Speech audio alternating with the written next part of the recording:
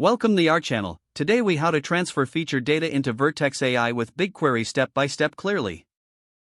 Start by ensuring you have a Google Cloud Platform account set up. Access the Google Cloud Console and log in. Create a new project or select an existing one to work with. Navigate to the BigQuery section within the console. If you haven't already, set up a dataset to store your feature data. Upload your featured data files to BigQuery. Choose the appropriate format for your data, such as CSV, JSON, or Avro. Specify the schema for your dataset if necessary. Once the data is uploaded, verify that it is correctly formatted in BigQuery.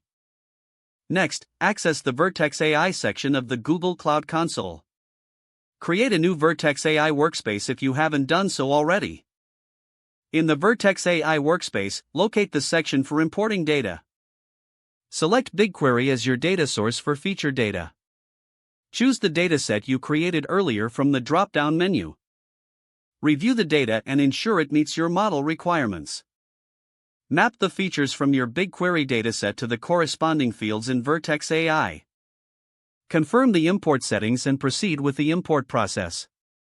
Monitor the progress of the data transfer in the notifications panel. Once the transfer is complete, check for any warnings or errors. Verify that your feature data is now accessible within Vertex AI.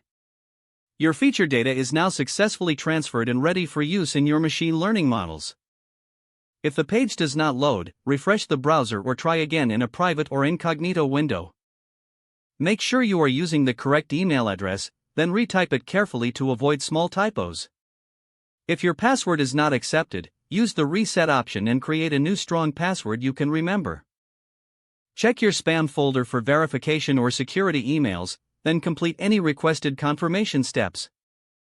Enable two-factor authentication if available to improve account security and reduce unauthorized access risk.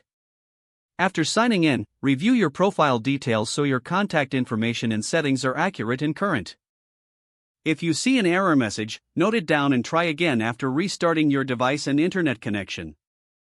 Don't forget to like this video and subscribe to our channel for more step-by-step tech guides.